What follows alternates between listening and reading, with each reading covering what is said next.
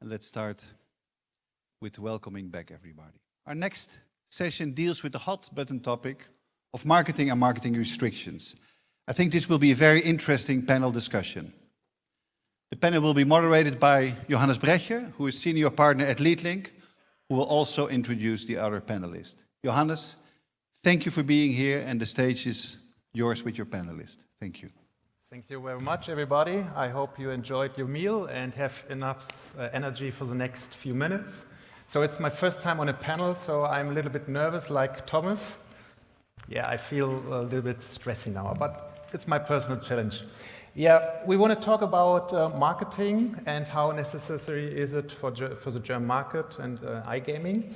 And we want to discuss about it. And the interstate treaty allowed sponsoring and advertising in Germany in the future.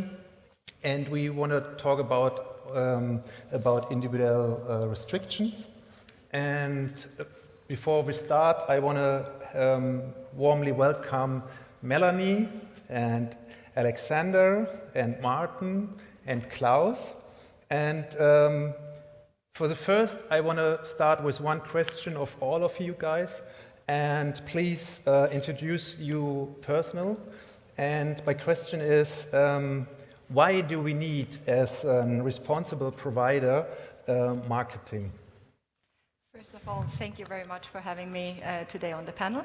My name is Melanie Hainzer. I'm the Chief Marketing Officer from Rootz.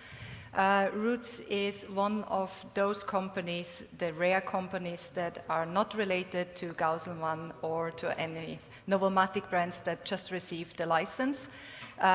Before you check the whitelist now, we are not on there yet. It hasn't been updated since end of the month, but our physical license is on the way and is stuck somewhere at the German post. Very proud that we are one of the few companies that made it up to the license as one of the first ones. As I said, Rootz is an online slot operator in Germany. We have several brands, Waltz, Casino, Spins, Wheels. And I think we do have one of the best products out there. Now back to your question about why do I think that marketing is important. As we heard yesterday and also today, there is a lot of misconception about online casinos, online betting in general, gambling. And I do think we as licensed operators have the responsibility to inform and also to educate people what is the difference on playing on regulated sites and why they should not play on the black market. Thank you. Alexander Nitt is my name. I'm legal counsel of the German Sports Betting Association since June 22.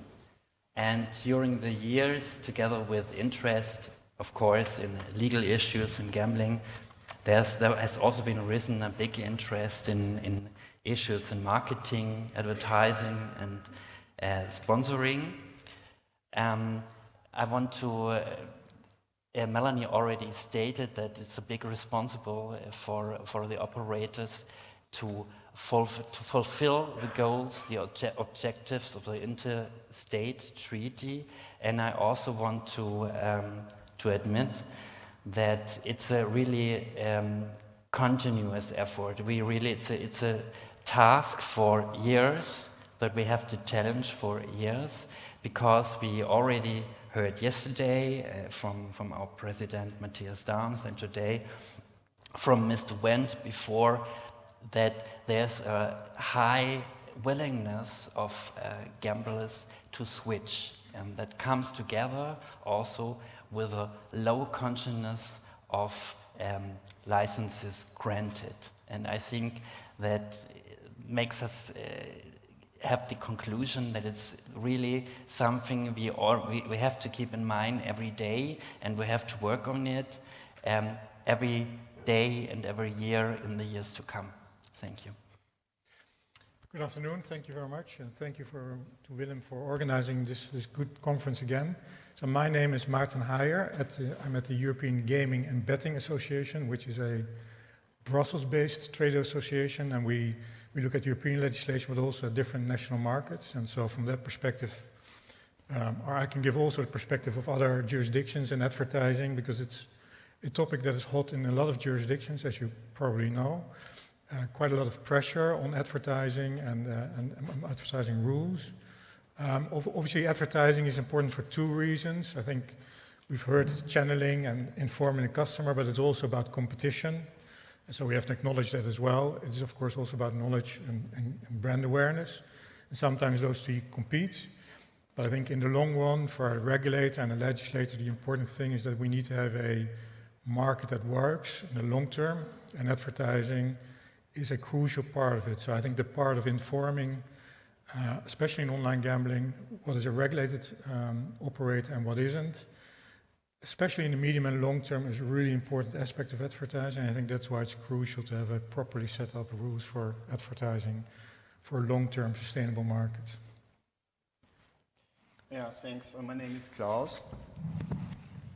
I'm legal counsel and responsible for public relations by Bet at Home. Bet at Home is a stock-listed company in Germany. We are offering our products via online, especially sportsbook, but also casino products, founded in 1999. So we are in the German market from the beginning on, as I think from 2000 on. I'm also active in lobbying, part of the board of the German Sports Betting Association and president of the Austrian Association for Betting and Gambling. Yes, what are the challenges in Germany in general? I think we see in Germany the restrictions for licensed operators are among the highest in Europe. So it's very important that we have the opportunity to advertise, to have marketing activities, because the black market has a competitive advantages. They don't have to pay fees, they don't have to pay taxes, they don't have to fulfill any restrictions. So we need to have the opportunity for marketing and for advertising. And the more this opportunity will be restricted, the more difficult it becomes to combat the black market. So that's, I think, the most important thing. Maarten, what are the current trends in Europe and how compares to the German market? Keywords, for example, the media ban in Italy and the declining of journalization.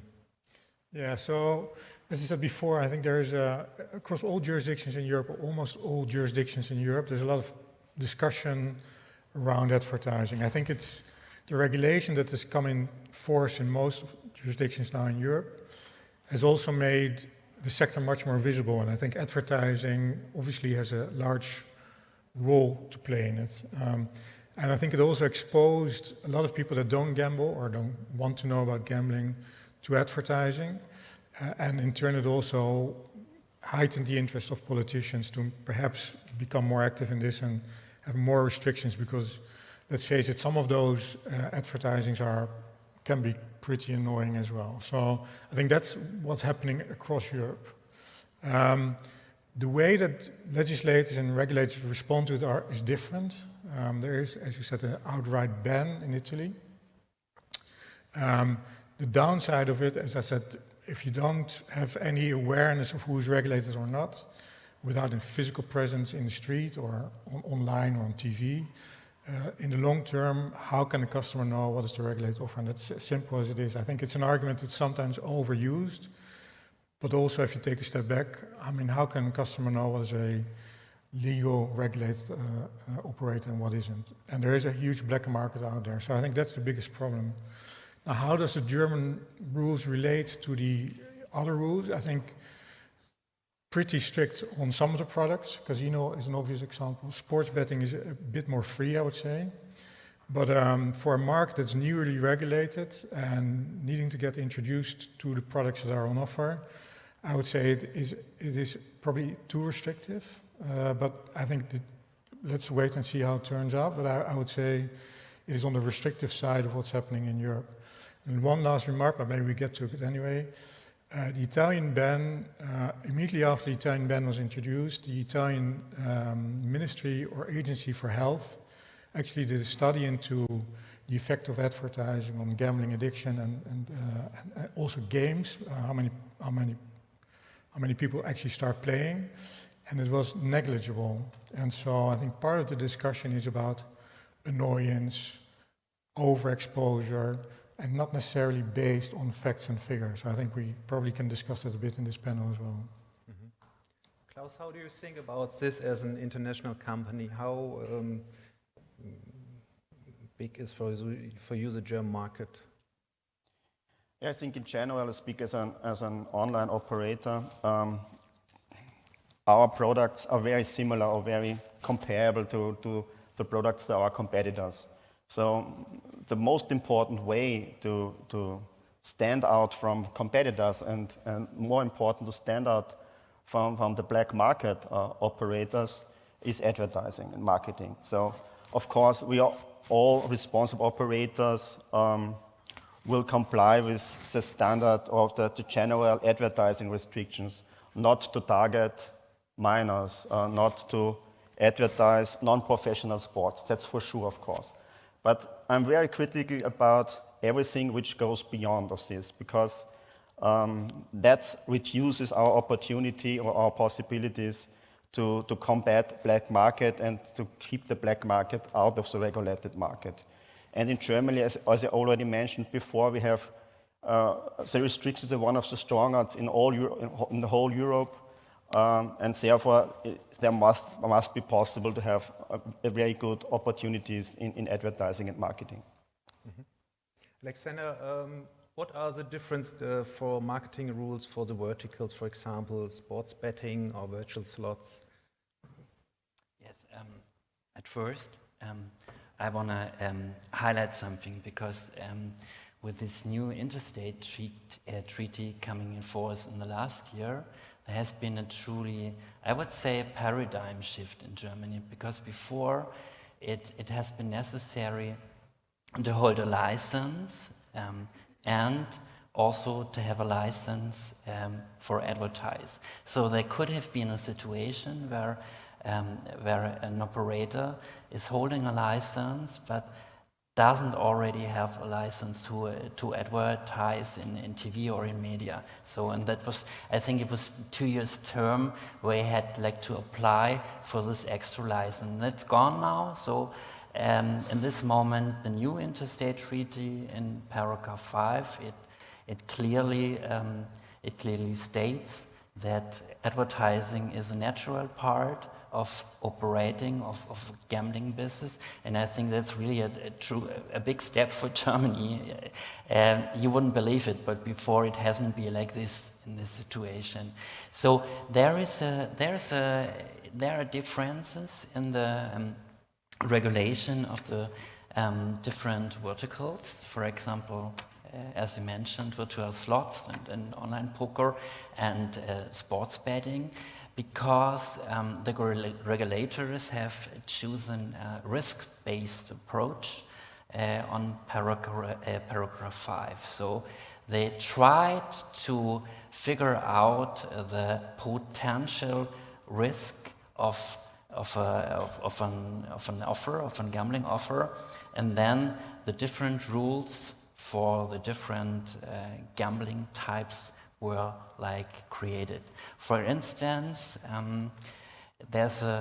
we call it a watershed for virtual slot machines and for online pokers.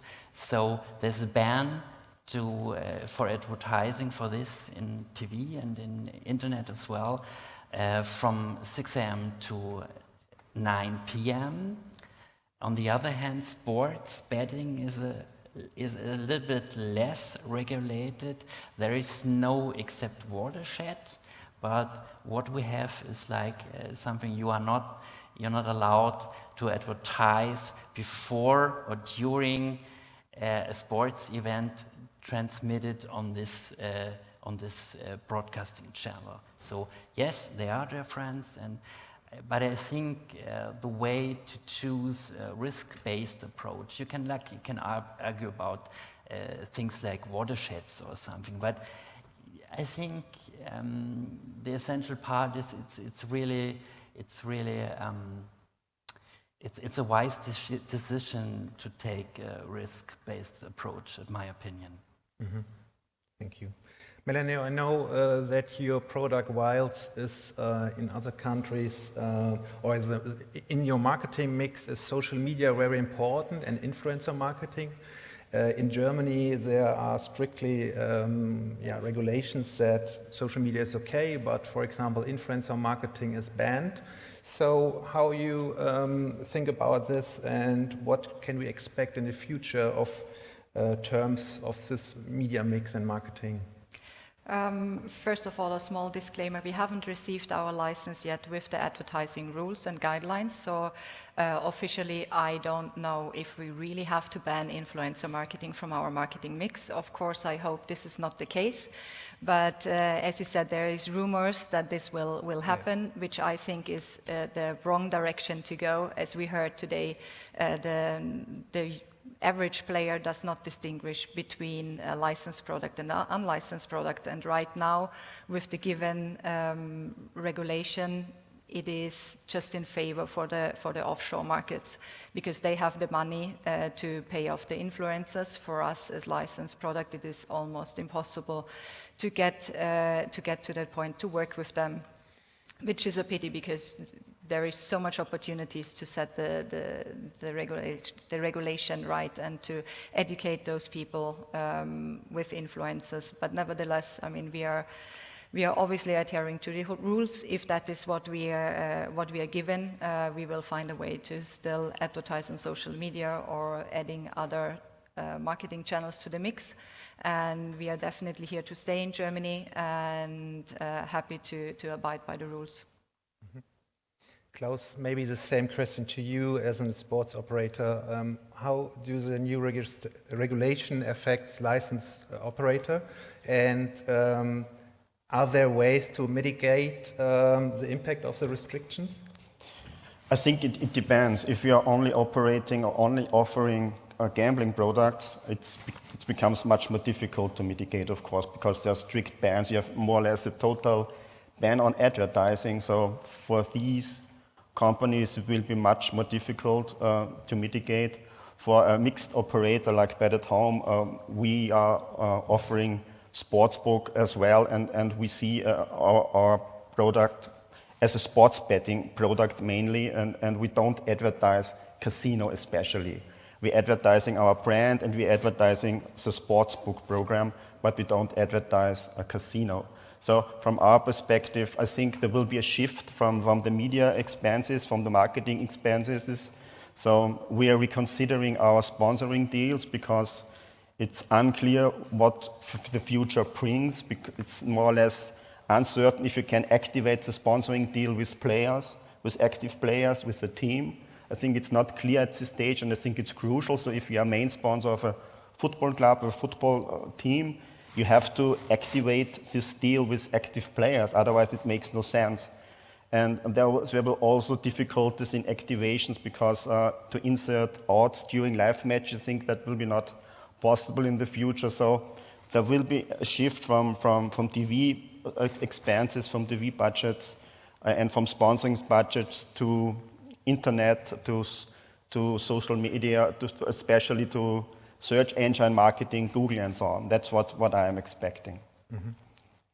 I wrote last week the studies of BZGA from 2020 and von ISD from 21. And what I saw is we have a maximum growth of media spends for advertising for sportsbook and also slot games. But in the numbers, I don't see a really uplift of pathological gamblers, and also for the high-risk gamblers, I didn't saw a reaction rate. So we are talking about a small base of people who have problems with advertising. So can I say the consumer protection or information in the advertising will help to educate? A question for you. Okay, because you are didn't mention my name, sorry, so it's okay. Alexander. Yes, I'm very thankful for this question because we currently, everybody knows we got a political debate where it's often there's this general assumption in the public that a higher media spendings overall comes together with a higher rate of dependent gamblers, of pathological gamblers. But if you really overlook the studies of BZGA, which is the federal center of health issues, something like this. If you overlook this for the last really 10 years or something, it's almost the same figure. It's always between 0.3 and 0.4% of the amount of the gamblers, of the total amount of the gamblers. And that doesn't depend on media spending. So I'm very thankful for the question, because in the media discussion, in the political debate everywhere, I miss this argument that this is definitely not the case. Which is important. Advertising is important to have a certain, to secure a certain market share and to compete in a healthy market. There's always competition between the operators and to compete on this market. But if you really consider the rules of the new interstate treaty of paragraph 5, and of course especially the advertising rules, there are certain, as I talked before, there's a risk-based approach, and if you really consider that and really, as I say, stick to that, there's a high chance of fulfilling the objectives of the interstate treaty as laid down in paragraph 1. From what I think, it's the only possible way, it's the key to fulfill these objectives and to care for people's awareness, for consumers' awareness. Definitely yes. Thank you, Johannes. Mm-hmm. Melanie, I saw yesterday when I do the preparation for the interview on Google advertising, black market advertising with a bonus of €500 and 150 free spins. And I know from another license holder, then it's written down, he can promote bonuses, it's allowed for channelization, €100 each year, each person. So what can the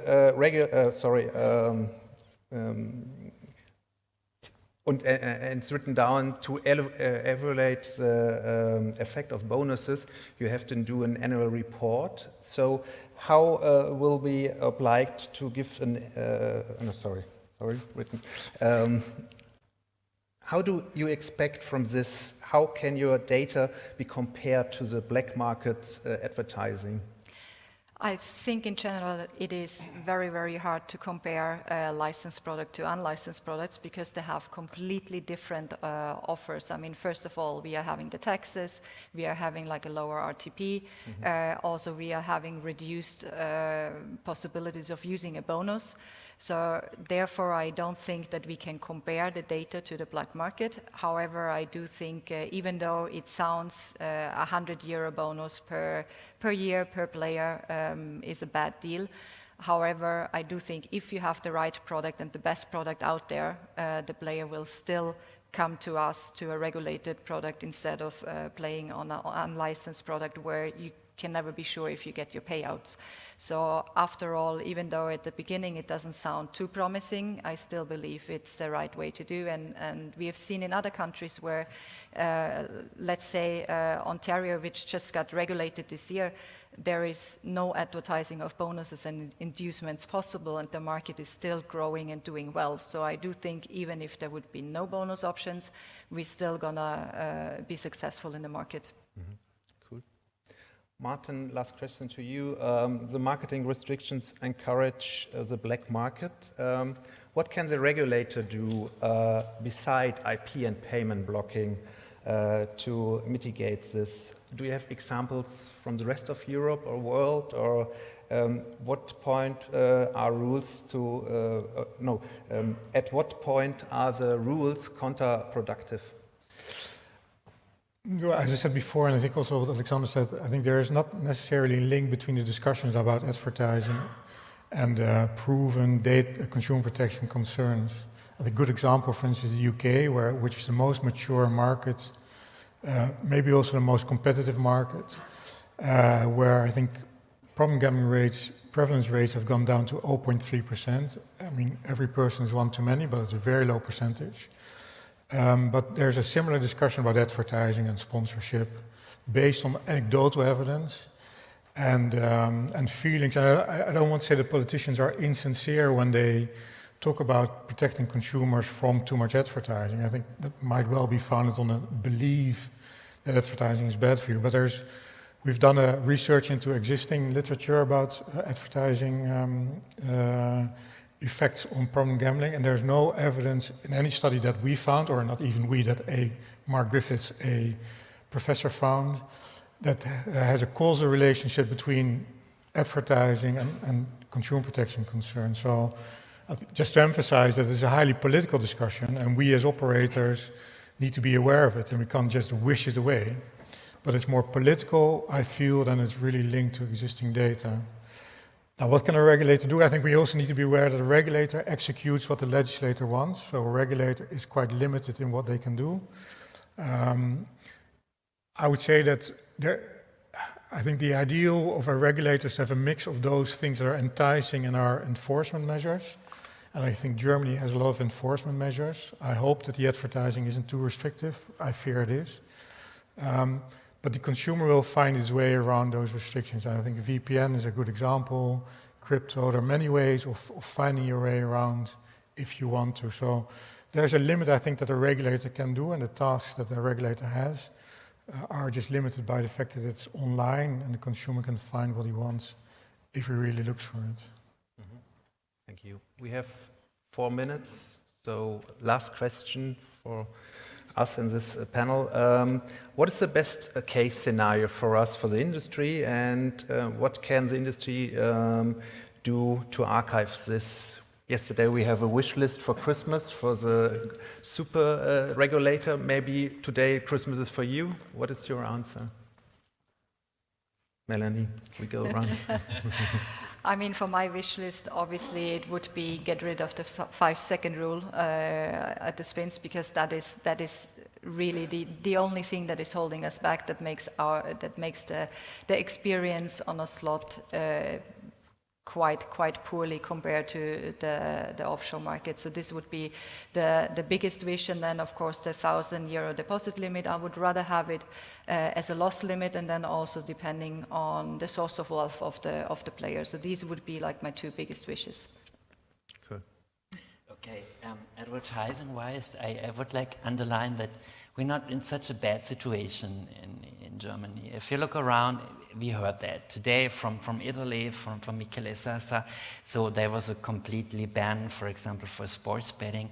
So Germany is not in such a bad situation. We got certain restrictions, some watershed, something.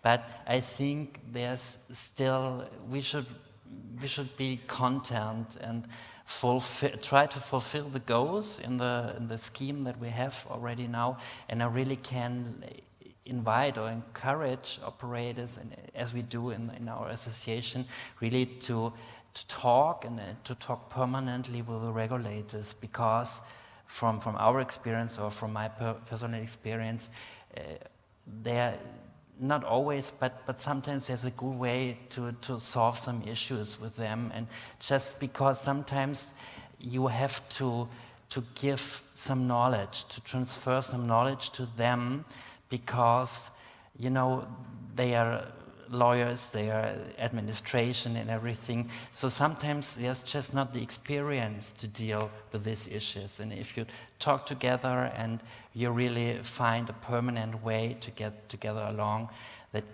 could be like the best way to fulfill these goals of the state treaty. Because if you look around, I don't think that any other state treaty would be better than our state treaty at the moment. Yes. I mean, the situation is as it is. So the ideal situation is you would have a proper review, a sincere one, very often there's a review in the law and then it passes and nothing really happens.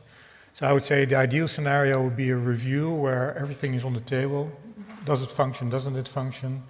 And if it doesn't function, then amend it. And I think that'd be one for Christmas, because it's, I think, very difficult to get. But that's, I think, the most logical and realistic option. Perhaps not really too realistic, but I think that would be ideal for the situation that we're in now. Yeah, I have a few wishes. I think the most important one is that the fight against against black market will be successful. That's extremely crucial. And the second thing is that the sports betting offer, the sports betting program remains attractive. The Sports Betting Association is currently in discussions with the Glücksspielkollegen about it. That's extremely crucial. And the third, that every player, depending on its economic situation, is able to deposit. So he will not limit it or restrict it. And when it's possible from its economic perspective, he should be able to deposit and not to switch in the black market. Thank you, Klaus. So we have closed now our own panel, but we have some questions, right? Exactly, quite interesting. So there should be a Weihnachtsmarkt, Yeah. I think, now around Christmas. For all. Where everybody can get, hopefully, what he or she has wished for. Maybe there's any questions from the room. Please raise your hand in that case. We'll get you a microphone. To the experts here. If not, we go to some of the Slido questions. We still have a few minutes. No question from the room, so let's look at Slido question number 1. How will the marketing mix change in the future? Can expensive marketing activities such as TV spots still be successful / viable? So this was asked by a few people. Klaus, do you want to answer it? Because sponsoring in sports is really... Yeah, I think there could be a switch from marketing activities away from TV and sponsoring to more or less search engine marketing or something like this, but it's only my estimation. We will see what the future will bring. Mm-hmm. Melanie? I also think there will be a change for sure. TV spots is still one of the major channels. There will be always TV because it has been successful in the past. However, I don't believe that it will be done with the budgets that have been in the past. Mm-hmm. So there will be major adjustments to that. Exactly, and Johannes, so you're a moderator, but you're also an expert in this, so... Yeah, I'm working for the TV agency, so in the future, we know the TV ads are really high price, and in the future we have the possibility to do more in social media and print and out of home. So it's for my agency not so good, but for you guys, we have several Blumenstrauß, I don't know, bouquet of marketing mixes. Okay, good. I think that broadly covers the question. Maybe quick question to close here from Slido. We can have a second question, please. I think there were more. What impact will the ban on variable affiliate compensation have on player retention rates or in acquisition or marketing in general, I guess? Any volunteer? I have a background in affiliation, so therefore, of course, it was huge that there is, for anyone that doesn't know, right now in Germany there is the compensation via hybrid deals or rev share deals are not allowed, so you can only have a CPA, which is cost per acquisition. It's a one-time payoff for a player. We have seen a lot of changes. Right now, we still struggle to get affiliates that are interested in advertising licensed casinos, big or online slots operators. Casinos not allowed to say that. But I do think now that we are getting rid of the black market, there will be an adjustment from affiliate side, and it will be in the future not have such a big impact. That's quite clear. Melanie, let's leave it at this. Thank you all panelists. A big round of applause for all the expertise that you shared with us. Thank you.